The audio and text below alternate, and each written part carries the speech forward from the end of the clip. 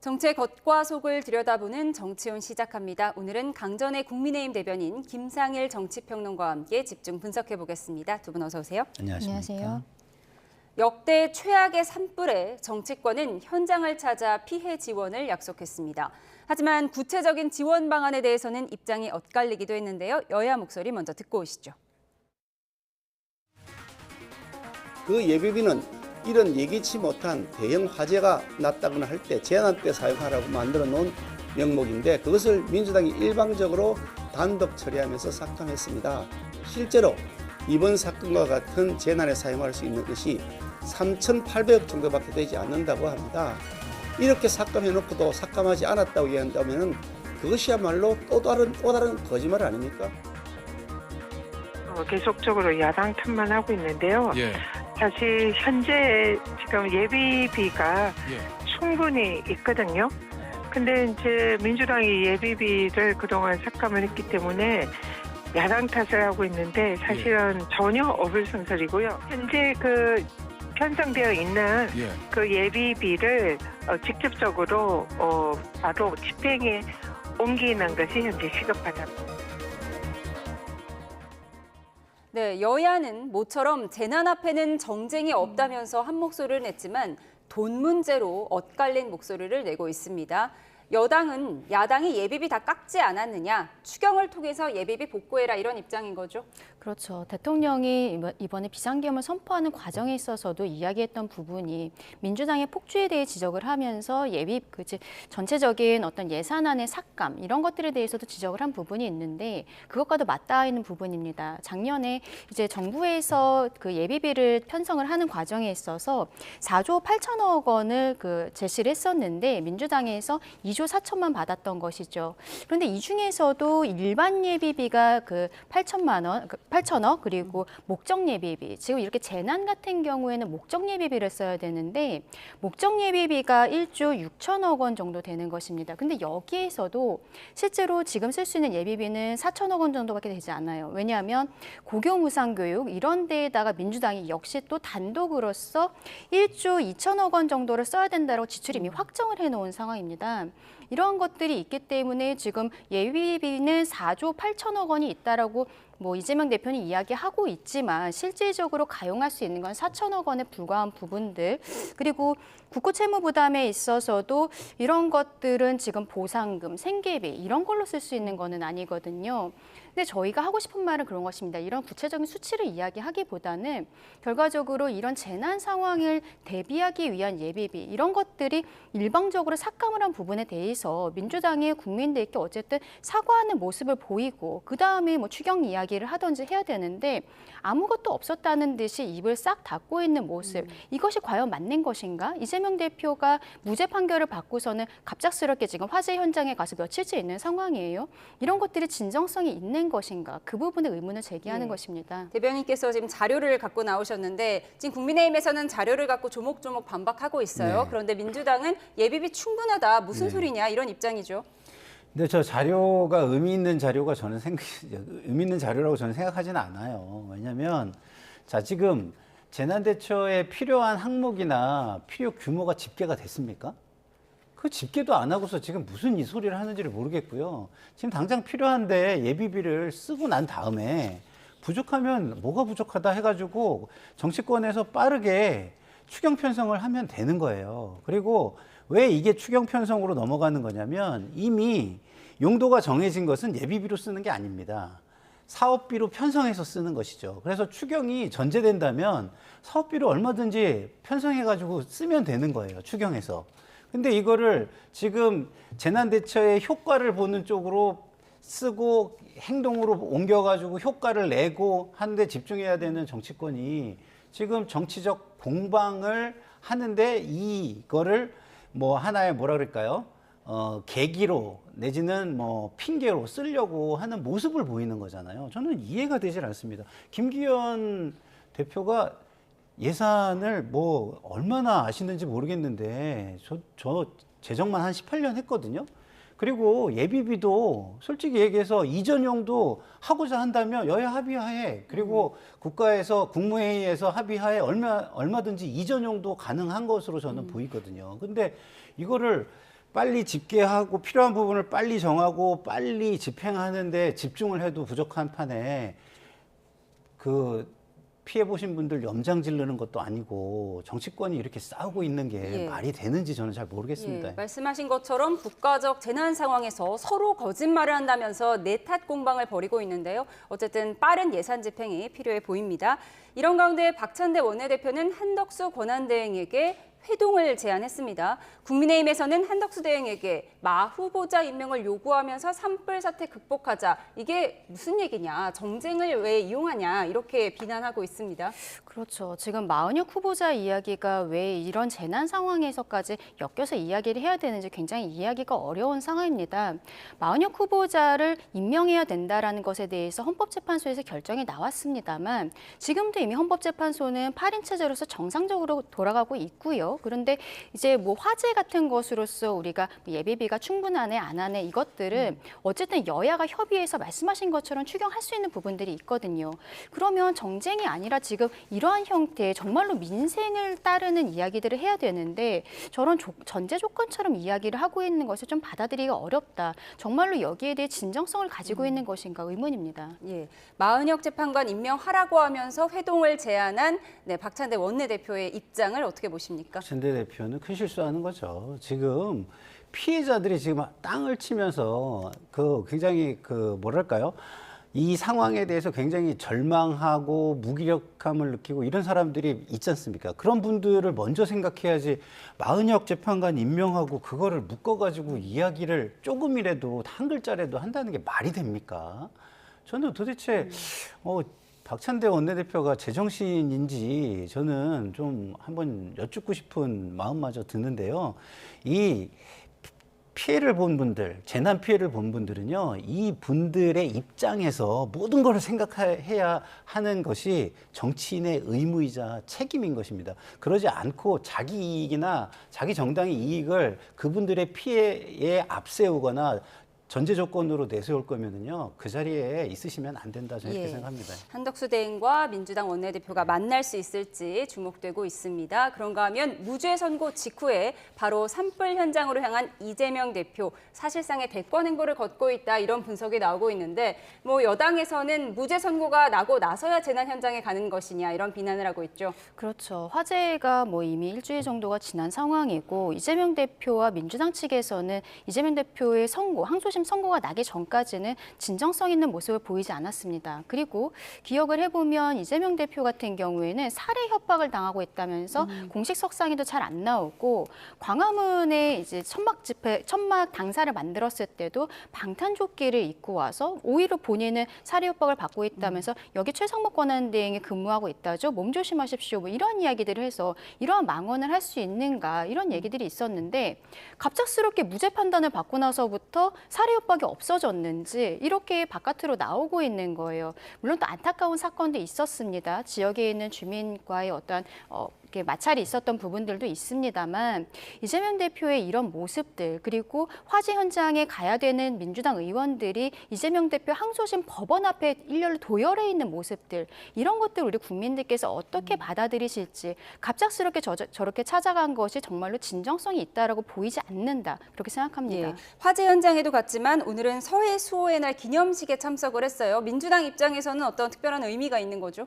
그렇죠. 일단 기본적으로 국정 운영의 능력이나 그 안정성을 가지고 있다라는 이미지를 좀 구축하는 데 도움이 되는 행보들을 하는 거라고 보는데요. 기본적으로 이재명 대표 입장에서는 그 자신에게 개인적으로 굉장히 중요하고 치명적인 선거법 2심 재판을 앞두고 있는 상황이었고 그 상황에서 뭐 사실은 뭐 좀 더 국민을 위한 행보들을 많이 해줬으면 더 좋았겠지만 그 상황이 끝나자마자 이런 행보들을 눈에 보이게 하는 것은 제가 볼 때는 잘한다고 하면서 더 잘해라고 얘기하고 내가 더 잘할게라고 경쟁하는 게 맞는 거지 그걸 비판하고 비난하는 데 열을 올리는 건 좀 맞지 않다고 봅니다. 이재명 대표가 뭐 늦었으면은 먼저 많이 가셨으면 되잖아요. 그래서 우리가 더 먼저 많이 왔다. 너네는 늦었으니까 이제부터라도 많이 와라. 이렇게 해가지고 이 목적에 목표에 집중을 해야지. 아니 재난 피해를 복구하고 그분들을 조금이라도 도움을 드리는 그 목적은 뒤로 하고 거기에서 조금이라도 정적들의 어떤 비판거리를 찾아내려는 모습, 이거는요, 저는 바람직하지 못하다고 예. 생각해요. 앞으로 민주당이든 국민의힘이든 이러지 마시고요. 조금이라도 잘한 거 있으면 우리가 더 잘할게. 뭐 당신들은 좀 늦었으니까 우리는 이런 거 꾸준히 잘해왔어. 이래가지고 잘하기 경쟁을 하고 조금이라도 피해 보신 분들에게 도움되는 일을 하나라도 더 찾는 노력을 하셨으면 좋겠다. 이런 여야가 생각이 서로 잘하기 경쟁을 해라 이런 덕담을 해주셨습니다. 두 분 말씀하신 것처럼 이재명 대표가 무죄 선고 이후에 본격적인 대권 행보에 나섰다는 분석이 나오고 있는데요. 산불 현장에서 일부 이재민의 항의를 받은 이 대표 어떤 반응을 내놨을지 영상으로 확인하시죠.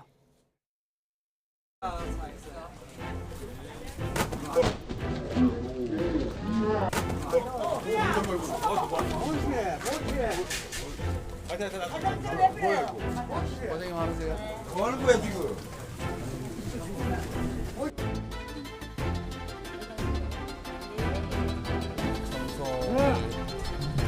사진 촬영 다 하셨으면은 지금 내 창고 못 따고 있는데 불정부로 가자. 불정부로 가자. 지금도 못 하고 있다. 안타까운 상황입니다. 이런 현장에서도 그런 정치적 행위들이 벌어져서 얼마나 다급하면 저럴까 싶기도 합니다.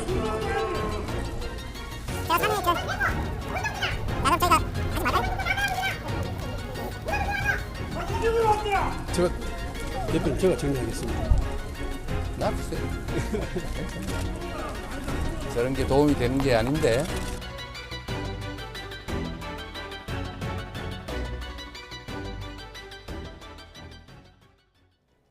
조금 전 들어온 속보부터 전해드리겠습니다. 경북 영양군이 산불 주불 진화를 완료했고 잔불 정리 중이라는 속보가 들어왔습니다. 반가운 소식인데요. 경북 영양군의 산불 주불을 진화했다는 속보입니다.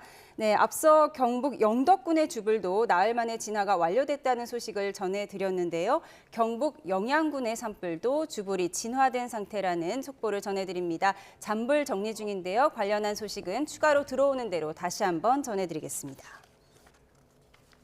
네, 산불 진화 소식을 전해드렸고요. 앞서 이 대표의 영상을 보여드렸는데 산불 현장에 사진 찍으러 왔냐 이렇게 고성을 지르는 이재민도 있었습니다. 어떻게 보셨습니까? 이재명 대표가 저 현장에 간 것은 어쨌든 대책을 마련을 해야 된다는 것들, 그리고 이재민들의 목소리를 직접 듣겠다고 갔던 것 아니겠습니까? 그러면 조금 아까 영상에서 한 남성분이 옆에 불 좀 끌어가자, 내 창고가 지금 불타고 있다라고 소리를 지르고 계셨잖아요. 그러면 저는 이재명 대표가 지금처럼 카메라를 보면서 이런저런 이야기를 하기보다는 차라리 저분께 직접 가서 어떻게 된 상황입니까? 저희가 뭘 도와드렸으면 좋겠습니까? 손을 잡고 그런 이야기를 하는 것이 훨씬 효과적이지 않았나 싶어요. 지금 저런 형태로 뭐 답답하니까 저러겠죠. 이런 식으로 이야기를 하는 것은 이재민들에게는 정말 모욕감을 주는 상황이라고 생각을 합니다. 그런 진정성이 느껴지지 않기 때문에 폭력 사태도 일어났다라고 생각을 하는데, 물론 절대 잘한 행동은 아니라고 생각을 합니다만, 이재명 대표 입장에서 무죄 확정 이후에 갑작스럽게 뭐 민생 행보라고 나오는 것에 있어서 조금 더 정말 이재민들 그리고 우리 국민들께 다가가려면 정말로 본인이 보여줘야 되는 최대한을 보여줘야 된다고 생각을 하거든요. 오늘 모습은 굉장히 실망스럽다라고 말씀드리고 싶습니다. 예, 진정성이 느껴지지 않았기 때문일 것이다라고 분석을 해주셨는데 어쨌든 이재명 대표가 선처를 요청하긴 했죠. 뭐 저렇게 행동한 거에 대해서는 당연히 선처를 요청을 해야 되고요. 이런 거예요. 저기에 시위대로 와서 저런 행동을 했다. 그러면 그거는 이재명 대표가 얘기한 것처럼 저러면 안 된다 이렇게 얘기할 수 있죠. 그러나 거기에서 피해를 입고 있는 주민이라면 그 마음으로 먼저 돌아가는 게 저는 맞다고 봐요. 뭔가 불만이 있거나 갑갑하거나 막막하거나 분노가 느껴지니까 그러시는 거잖아요. 그러니까 우리 지금 강 변호사님 말씀하신 대로 그러면은 지금 그럼 실제적으로 필요한 거가 뭐라고 생각하냐. 나는 지금 이런 부분에 대해서 좀 발표도 하고 도움을 드리기 위해서 이런 메시지를 내려고 하는데 여기에 좀 더 하실 게 있다고 생각을 하느냐. 아니면 뭐 이 메시지가 지금 여기서 내는 게 불편하시다고 생각하면 제가 딴 데 가서 하든가 서면으로 하든가 하겠다든가. 하여튼 현장에 갔으면 현장의 마음으로 먼저 그 현장을 바라보고 거기에 공감대를 이룰 수 있는 행동을 하는 것이 가장 중요한 겁니다. 그런 측면에서 저는 뭐 저희 당의 대표시지만 뭐 조금 부족한 행동이었다라는 생각은 저는 들고요. 다시 한번 말씀드리지만 저 분들이 눈에 보이기에는 저는 시위대나 이런 정치적인 어떤 정당 행위를 하는 분들로 보이지는 않았거든요. 예. 그걸 좀 구분해가지고 만약에 저분들이 주민이었다면 얼마나 막막하고 지금 분노가 느껴지는 상황일까 네. 그거를 먼저 좀 모든 정치인들이 먼저 생각해 보고 말과 행동을 하시면 좋겠다 이런 생각이 듭니다. 예, 이재민님이 확인되면서 선처를 호소하긴 했는데 민주당 정치테러 대책위원회에서는 정치테러 근절을 촉구하고 나섰고 또 앞서 장경태 의원이 특별한 법안을 하나 발의를 추진한다고 하지 않았습니까? 네. 지금 그 부분은 어떻게 추진되고 있죠? 그러니까 이제 뭐 국회의원들에 대해서 테러적 행위를 하면 그 처벌을 강화하겠다는 건데 이미 그 행위에 대해서는 사회적으로 굉장히 경고를 하고 경계를 하고 비판과 비난을 상당히 하고 있는 상황이고요. 그리고 처벌 수위도 굉장히 엄중한 부분에 대해서는 좀 이렇게 가중을 할 수 있는 법들도 이미 다 존재하고 있고 그리고 주요 인사에 대한 거는 좀 더 엄중하게 다루고 있습니다. 예. 근데 무슨 거기에다가 뭐 국회의원이 뭐 지금 뭐 특별하신 분들인 건 알겠으나 거기에 더 특별하게 뭘 하겠다 이런 거는요 국민 정서에 저는 굉장히 반한다고 생각을 하고요. 아까도 말씀을 드렸지만 저게 지금 피해 현장에 가서 하는 행위들 그리고 피해가 있는 상황에서 정치인들의 행위라는 것들을 감안해가지고 시기, 장소 이런 것들을 굉장히 감안을 해야지만 잘한 정치다라고 우리가 얘기를 하잖아요. 그런 것들을 굉장히 지금 고민하면서 언행을 하셔야 할 때다. 예. 지금 전 국민이 화재 현장을 바라보면서 굉장히 걱정하고 있고 안타까워하고 있고 뭐 눈물 흘리고 있고 이러고 있습니다. 그런데 공감 능력이 조금이라도 정치인들이 있다면 예. 뭐 지금 이 시기에 돌출적인 행동이나 자기들을 너무 특별하게 내세우는 행동들은 안 하시는 게 낫다 이런 생각이 듭니다. 폭력 행위는 안 되지만 이재민의 마음은 충분하게 헤아렸어야 했다는 두 분의 말씀을 들어봤습니다. 이재명 대표의 항소심 무죄 선고 이후에 민주당에서는 별의 순간이 왔다는 평가가 나오는 한편 국민의힘에서는 이 대표의 무죄 선고가 오히려 민주당의 독이 될 수 있다는 목소리도 나왔는데요. 장경태 의원에 이어 김종혁 전 최고위원의 목소리 듣고 오시죠. 애초 그냥 별의 순간이었거든요, 사실. 원래 이재명 대표는 여러 차례 이미 독보적인 야권의 대선 주자였고요. 갑자기 재판 때문에 별의 순간이 된 게 아니라 별이었죠. 애초 별이었는데 뭐 저는 유죄가 됐어도 그러니까 별의 순간이 왔다고 보고요. 어찌됐건 가장 별의 순간을 만들어준 사람은 이 윤석열 대통령이죠. 이른바 비명계라는 분들이 일제히 다 입을 다물고 있지 않습니까? 그래서 평정을 다 했다는 의미에서 그런 의미에서 뭐 별의 순간이 민주당 내에서 온 거죠. 이재명 대표에 대한 반감 역시 이번 비상계엄 사태 이후에 굉장히 확산되고 커진 것도 부인할 수 없거든요. 저는 2심에서 이게 완전 무죄를 받은 것들이 독인지 약인지 모르겠어요.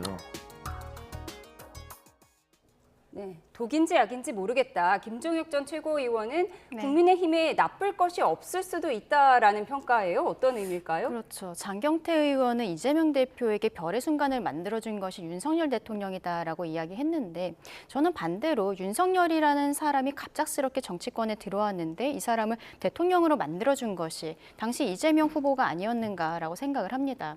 아무래도 이재명 대표의 사법 리스크는 그 당시의 대선 때나 지금이나 전혀 해결되지 않은 부분들이 있거든요.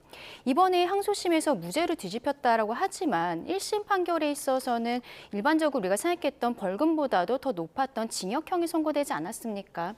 이제 대법원으로 가게 되는데 검찰에서 이미 상고장을 제출을 했고 이재명 대표 측은 완전히 무죄인 상황이기 때문에 뭐 상고장 제출하거나 이런 것들이 없어요. 그러면 검찰 측만 서류를 제출하면 되기 때문에 그 대법원에서의 심리는 오히려 더 짧아질 수 있습니다. 물론 지금 파기 자판이냐 뭐 이런 이야기들이 말이 나오고 있습니다만 대법원에서의 어떠한 유죄로서의 판단이 나오게 된다면 그 시기 자체가 짧아질 수도 있는 것이고 그리고 문제는 다른 사건들도 줄줄이 연결이 되어 있는 거거든요. 이제 뭐 4월 1일부터는 위증교사 사건의 항소심도 시작이 되고 대북송금 사건도 이제 4월부터 재판이 시작이 되고요.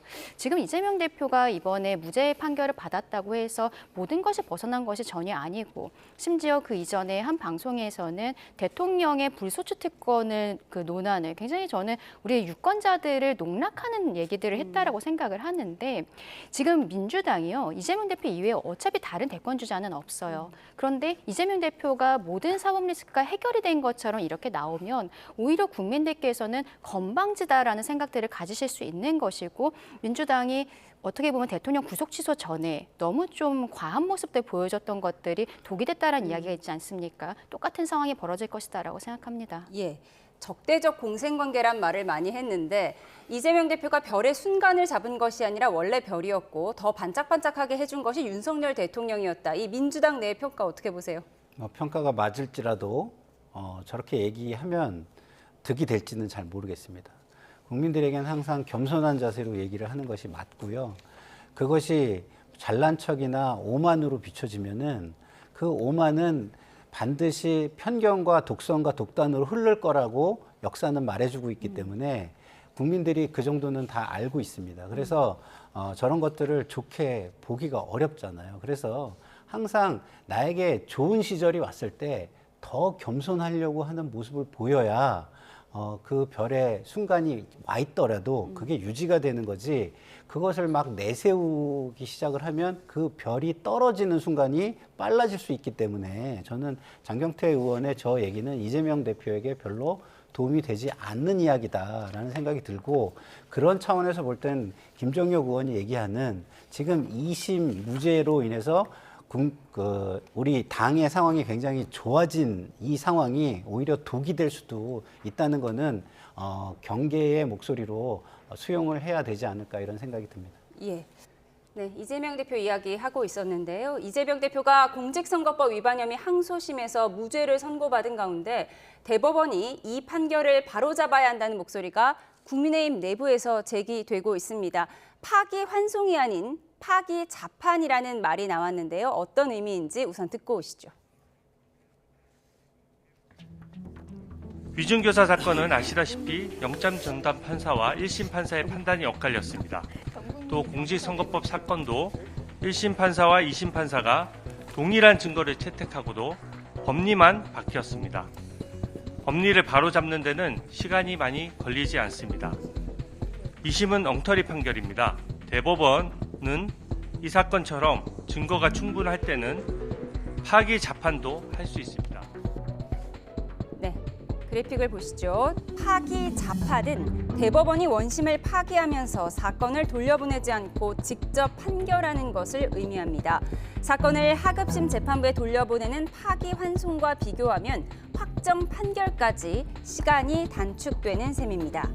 이미 검찰은 어제 상고를 한 상태입니다. 주 의원은 이 대표가 무죄를 선고받아 상고권이 없는 만큼 이 대표 측이 상고장 제출기한 7일, 상고 이유서 제출기한 20일 등을 이용해서 재판을 지연하는 건 더 이상 불가능해졌다며 대법원의 조속한 판단을 강력히 요청한다고 밝혔습니다.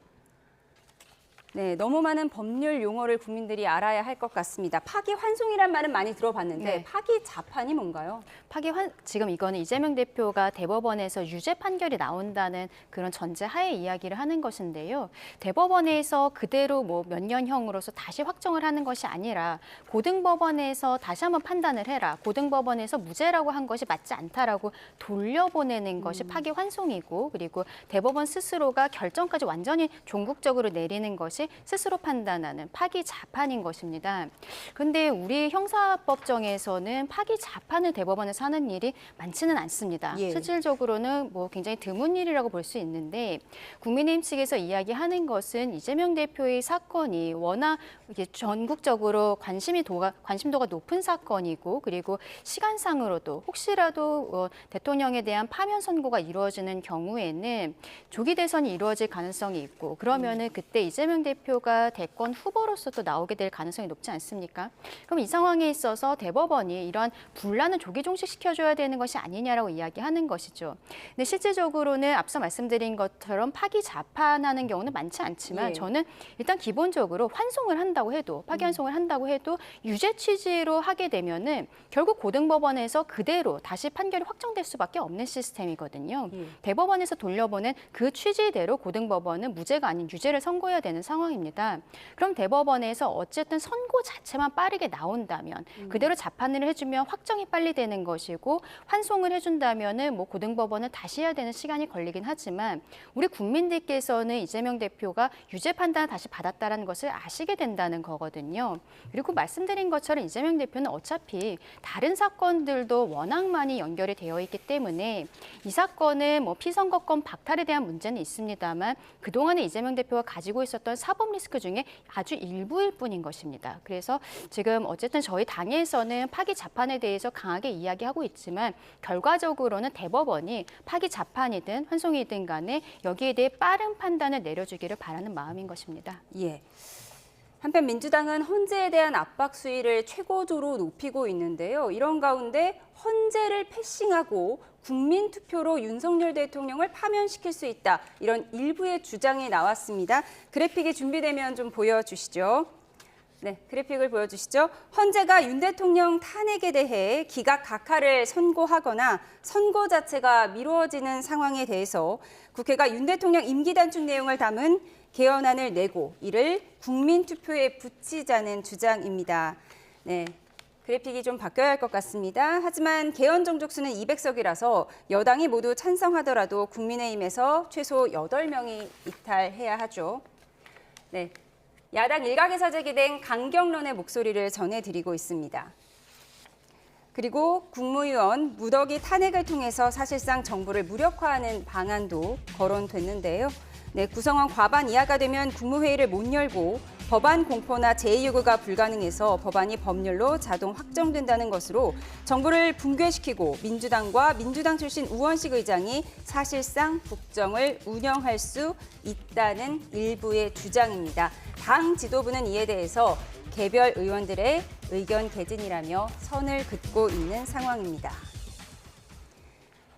네, 헌재를 패싱하고 개헌으로 대통령을 파면할 수 있다. 물론 일부 의원의 주장이라고 하는데요. 이게 가능한 이야기인가요?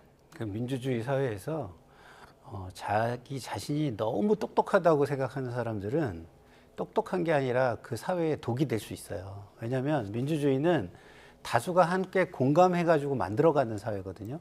그리고 절대적으로 옳은 것을 추구하는 게 아닙니다. 그렇기 때문에 본인이 좀 다른 생각을 가지고 있어서 그리고 잠깐 자신의 생각이 다른 생각에 비해서 세를 얻지 못해도 공정한 경쟁의 기회가 있다는 걸 믿고 승복하는 게 민주주의 사회거든요. 그래서 지금의 상황이 자신에게 답답하다고 자기 생각만 가지고 저런 혁명적 발상을 이야기하는 것은 사회 안정에 도움이 되지 않고요. 국민 통합에도 도움이 되지 않는다고 저는 생각을 해요. 그래서 지도부도 저거는 그냥 개인이 이야기를 한 것이다라고 선을 긋는 것이고요.